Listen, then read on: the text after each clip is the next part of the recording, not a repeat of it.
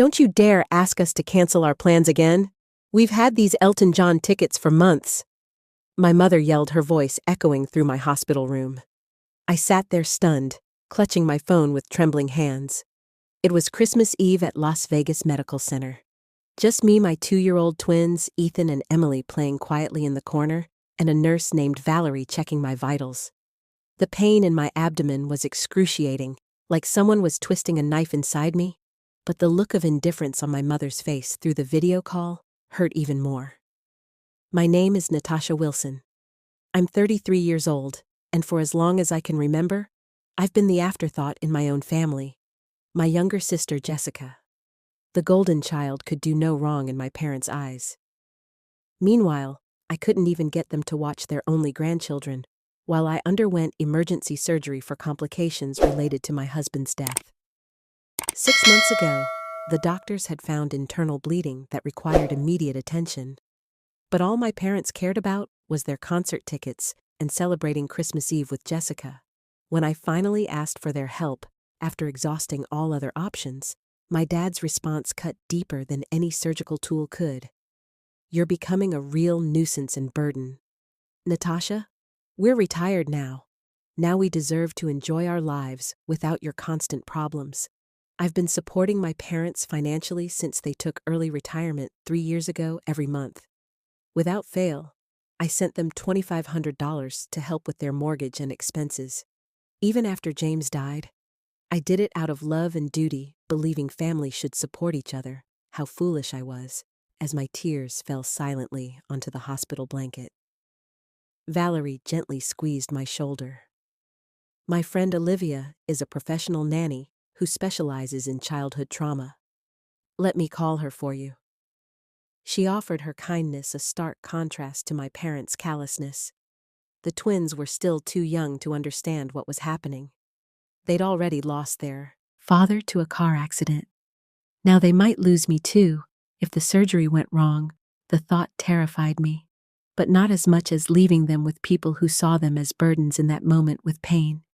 She in through my body and disappointment crushing my heart. I made my decision. Yes, please call her. I told Valerie, and with those words, I began cutting the poisonous ties to the people who had raised me, but never truly loved me. As I hung up the phone, a wave of memories washed over me. My childhood had been filled with moments of being overlooked, while Jessica received all the attention when I graduated college, with honors my parents barely acknowledged. Note it, because Jessica had been cast in a local commercial that same weekend when I married James. They complained about the wedding venue being too far from their home. Even when the twins were born, they visited only once, claiming the babies were too fussy for their liking. James had been my rock through it all. He understood the pain of family disappointment, having been estranged from his own father for years. "We'll build our own family," he would say, "one that knows how to love." And we did, creating a warm home filled with laughter and acceptance. But 6 months ago, a drunk driver stole him away, leaving me to raise our children alone while battling depression and grief. Despite my loss, I continued supporting my parents. I even increased the monthly amount when they mentioned struggling with inflation. I wanted to be better than them, to show that family should stand by each other. No matter what the irony was, crushing here. I was bleeding internally, possibly dying, and they couldn't miss one concert to care for my children. Valerie returned with news that her friend Olivia would arrive within the hour. "She's amazing with kids." Valerie assured me she used to work with trauma victims at the Children's Hospital before becoming a private nanny. "How much will this cost?" I asked, worry creeping into my voice. Medical bills were already piling up since James's insurance coverage had limitations. "Don't worry about that. Now," Valerie said, "let's focus on getting you ready for surgery." But I was worried. I thought about the $2,500 I was scheduled to transfer to my parents next week. Money that could now help pay for childcare. Instead, the thought sparked something inside me, a flame of self-preservation that had been extinguished years ago when Olivia arrived. She was everything Valerie had promised, kind, professional, and immediately connecting with the twins, as hospital staff prepared me for surgery. I made a decision. Could you bring me my phone one more time? I asked Valerie with shaking hands. I sent 2 messages. The first was to my bank canceling all future automatic transfers to my parents' account. The second was to my parents. I will no longer be providing financial support. My children and I deserve better than being your afterthoughts. Don't contact me again. As they wheeled me toward the operating room, I felt something unexpected through the pain and fear. Freedom, the surgery was successful, but left me weaker than anticipated. I spent 5 days in the hospital, drifting in and out of consciousness. Grateful for Olivia, who had gone above and beyond by staying with the twins in my hospital room during the days and taking them to my apartment at night. During one of my more lucid moments, I noticed my phone blinking with notifications. 27 missed calls and numerous text messages from my parents and Jessica. Most of the messages followed a predictable pattern: confusion, then anger, then desperate pleas about their mortgage payment. Not once did they ask how my surgery went or if the twins were okay. The final message from my father was particularly telling. You can't just cut us off like this. We've planned a cruise next month, and the tickets are non-refundable. My sister's messages were different. She seemed genuinely confused. Mom and Dad just told me you were having some minor procedure. What's going on? Why are they freaking out about money? It dawned on me that my parents had lied to Jessica about the severity of my situation to justify their choice of concert over grandchildren. I decided to tell her the truth, sending her the full story while still groggy from medication. Her response came quickly. Oh my God, Natasha. I had no idea it was an emergency surgery. They told me you were just being dramatic about a routine checkup. I would have watched the twins if I'd known. I'm so sorry. I believed her. Jessica wasn't cruel. She had just been raised in an environment where she was taught that her needs came first. Perhaps this revelation would help her see our parents for who they truly were. By the time I was discharged, I had made several decisions. First, I hired Olivia part-time to help with the twins during my recovery. Second, I contacted a lawyer to draft a will designating a trusted friend as the twins. Guardian should anything happen to me, certainly not my parents. Third, I blocked my parents' numbers, allowing only Jessica limited contact as I assessed her sincerity. The financial implications of my decision were significant. The $2,500 monthly payment I'd been making to my parents represented nearly a third of my income as a graphic designer. Without that burden, I could actually afford proper childcare and maybe even start rebuilding the emergency fund that had been depleted after James's death that night. As I lay in my own bed, with the twins sleeping in their room across the hall, I felt a complex mix of emotions. There was guilt, the ingrained feeling that I was somehow wrong for putting myself and my children first.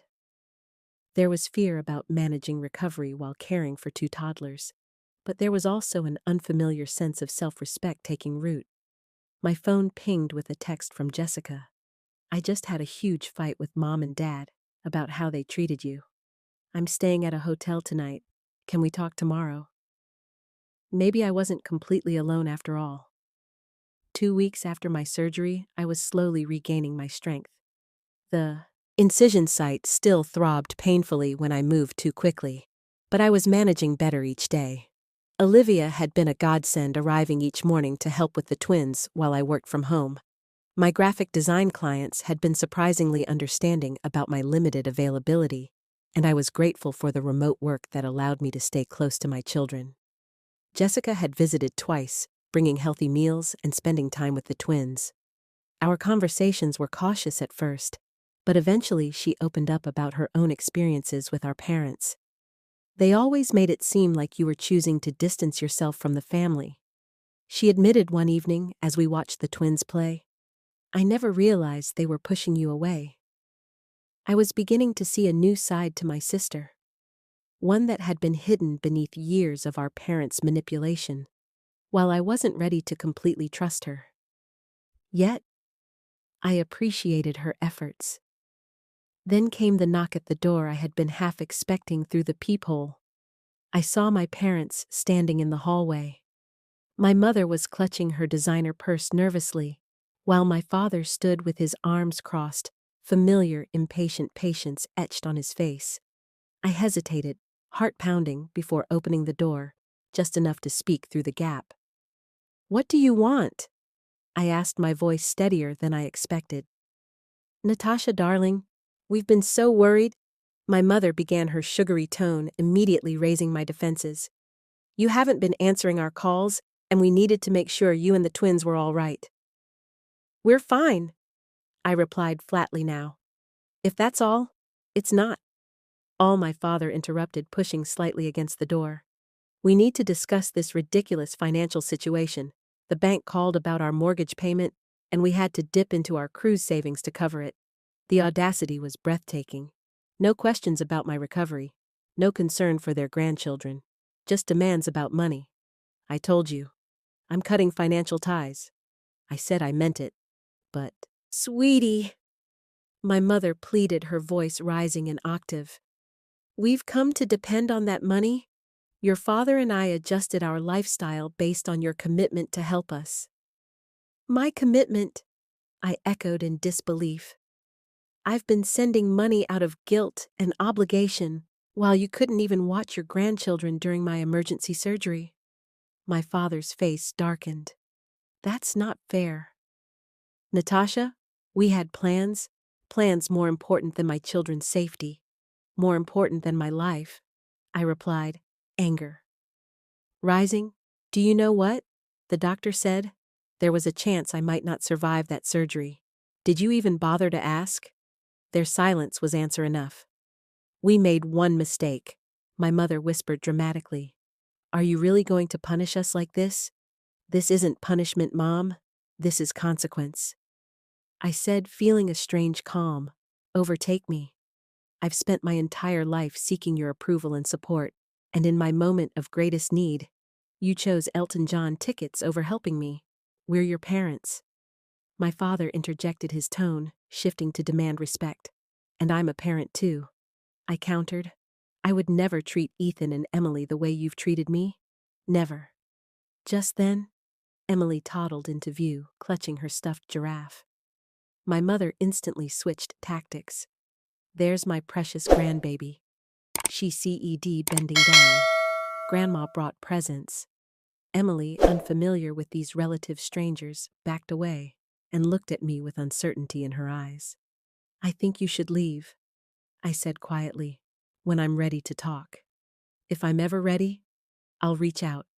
But the money my father started is no longer your concern."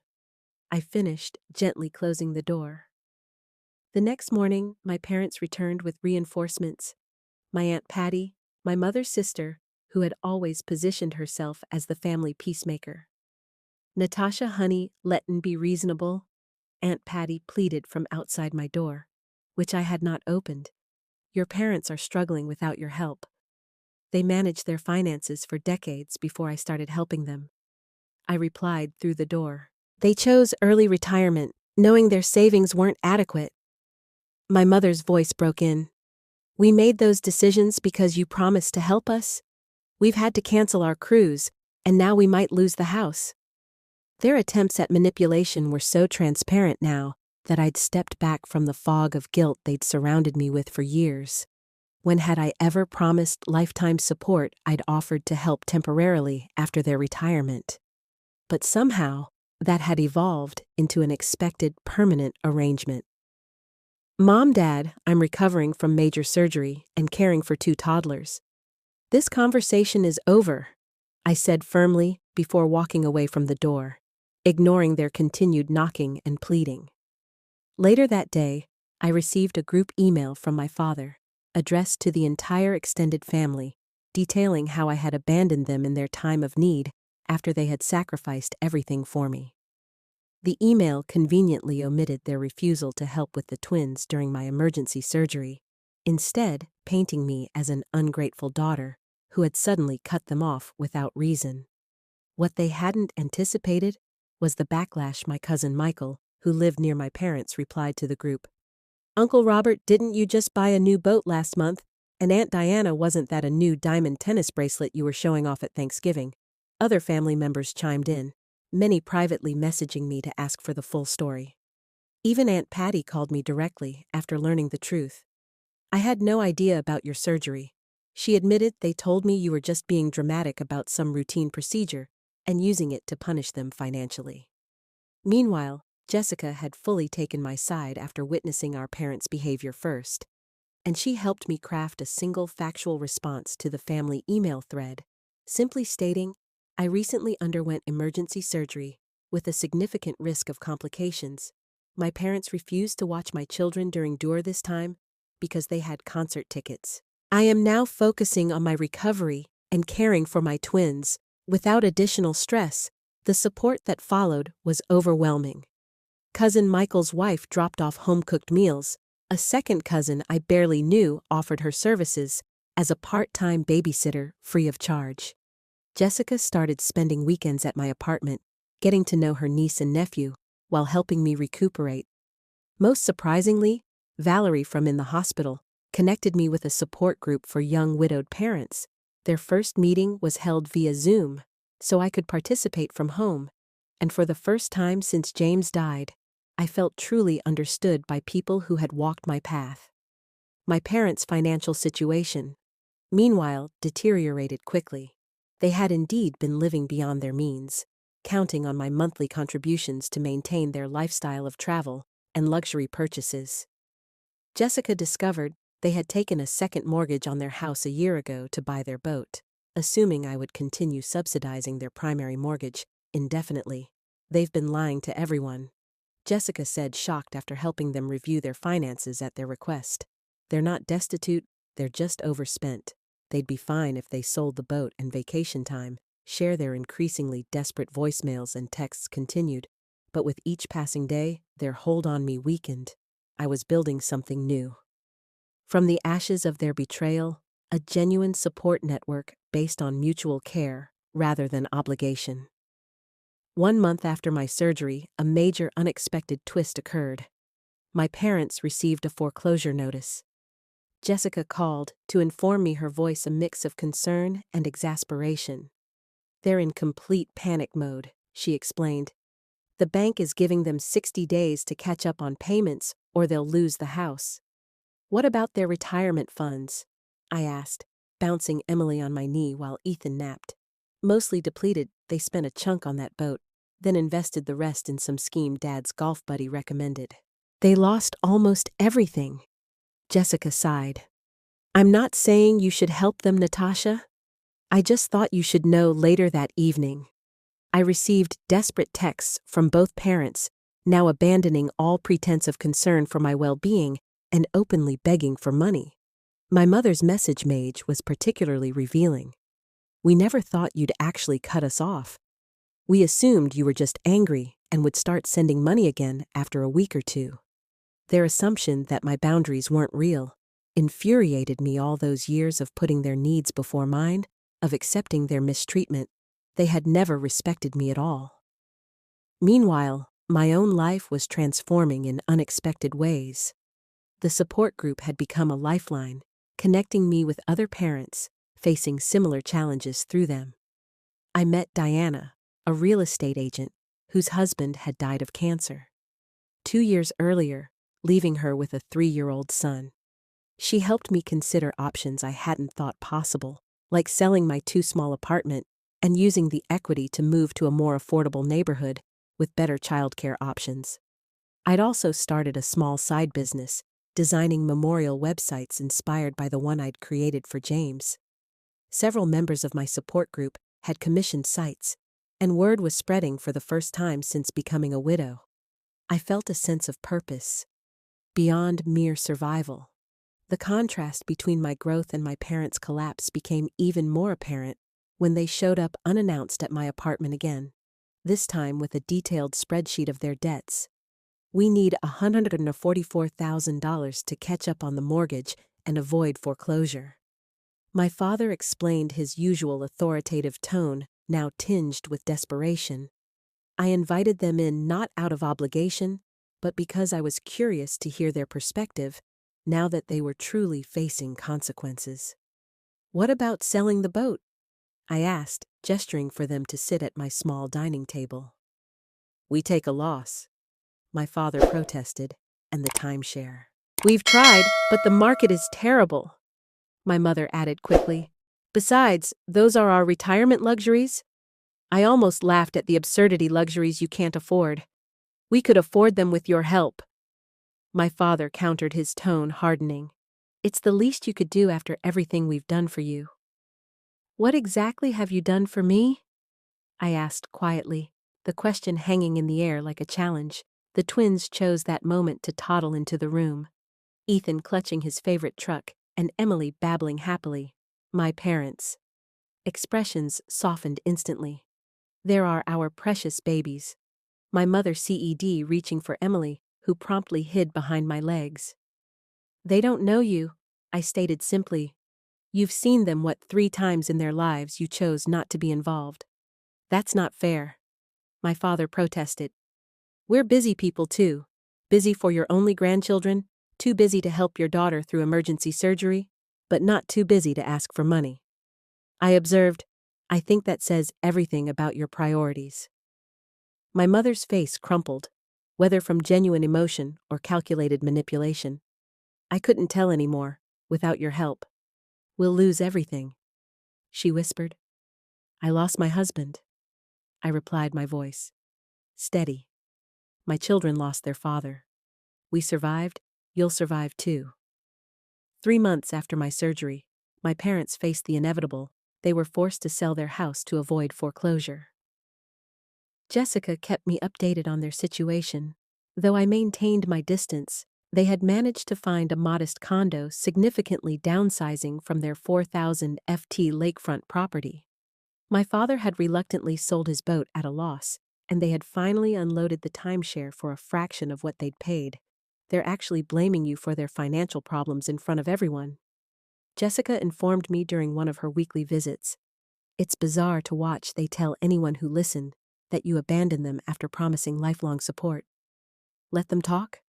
I replied, feeling surprisingly unbothered. "The truth speaks for itself," and it did. My extended family had largely rallied around me after learning the full story. Even my father's sister, who had always taken his side in family disputes, called to express her support after hearing about their refusal to help during my surgery. Meanwhile, my own situation had improved dramatically. Diana from my support group had helped me find and purchase a small 3-bedroom house in a family-friendly neighborhood. The mortgage payments were actually less than my apartment rent had been, and the twins had a backyard to play in for the first time in their lives. My side business, designing memorial websites, had grown enough that I could reduce my graphic design clients and focus on work that felt meaningful. Olivia still helped with childcare 3 days a week, but I'd adjusted my schedule to maximize time with Ethan and Emily. Most importantly, I'd found a community. Neighbors brought casseroles when we moved in. The support group organized playdates. Jessica had become a genuine sister, rather than a competitor for our parents' affection. Even Valerie from the hospital occasionally stopped by with her children. I had lost my husband and cut ties with my parents. Yet somehow, I felt less alone than ever before. 6 months after my surgery, I received a letter, an actual handwritten letter from my mother. I almost threw it away, unopened. But curiosity won out. Inside was something I'd never seen before. A genuine apology. "I've had time to reflect on my behavior." She wrote, "Watching you build a life without our help has forced me to confront some painful truths about myself as a mother. I was jealous of your independence, your resilience. I resented that you didn't seem to need me the way I needed my own mother. But now I see that you did need me, just not in the ways I wanted to be needed. When you asked us to care for the twins during your surgery, you were reaching out, and we failed you completely. I'm deeply sorry." The letter continued, explaining how they had completely restructured their finances. My father had taken a part-time job at a local hardware store. They had sold most of their luxury items and were living modestly for the first time in decades. She didn't ask for money or even forgiveness, just acknowledgement of her apology. I showed the letter to Jessica, who was skeptical. "They've been talking about writing to you for weeks. Dad was against it at first, but I think he's starting to see things differently too, especially after his heart scare last month." "Heart scare?" I asked, concerned. Despite myself, just high blood pressure and chest pains. But it scared him. He on medication now, and actually following doctor's orders. Jessica explained. "I think facing mortality has humbled him a bit." I wasn't ready to respond to the letter immediately. I needed time to process my feelings. Was this genuine remorse or another manipulation tactic? Had they truly changed? Or were they simply adapting their strategy that night? I looked at old family photos for the first time since cutting ties. Behind the smiling faces, I saw patterns I'd been blind to before. My parents had always been performers, playing the role of perfect parents while serving their own needs. First, a year after my surgery, I finally agreed to meet my parents at a neutral location, a quiet cafe near my new home. When they arrived, I barely recognized them. My father seemed smaller somehow, his confident posture replaced by a humbler demeanor. My mother's designer clothes had been exchanged for simple, practical attire. The twins were with Jessica for the afternoon. I wasn't ready for a family reunion just yet. We sat in awkward silence until my father did something unprecedented. He cried. "I've been a terrible father." He admitted, his voice breaking, "and an even worse grandfather. I don't expect your forgiveness, but I want you to know that I see it now, how selfish we've been." My mother reached across the table, not quite touching my hand, but gesturing toward it. "We've spent months in family therapy." She explained. "It was Jessica's idea, and we resisted at first, but it's been transformative. I didn't rush to forgive them or make promises I couldn't keep. Instead, I shared pictures of the twins and told them about our new life. They listened without interrupting, without making it about themselves, perhaps for the first time ever." As we parted, my father asked quietly, "Would it be possible someday to know our grandchildren?" I considered this carefully before answering. "That depends on your actions, not your words. If you're genuinely committed to change, we can start with short supervised visits. But understand this, my children will only have relationships with people who respect their mother." Walking away from that meeting, I felt neither the crushing weight of obligation nor the burning resentment that had defined our relationship for so long. Instead, I felt something new, the calm assurance of a woman who knew her worth, who had created boundaries and would enforce them without apology. Whether my parents could truly change remained to be seen, but I had already transformed from a daughter desperate for approval into a mother, fierce in her protection and clear in her expectations.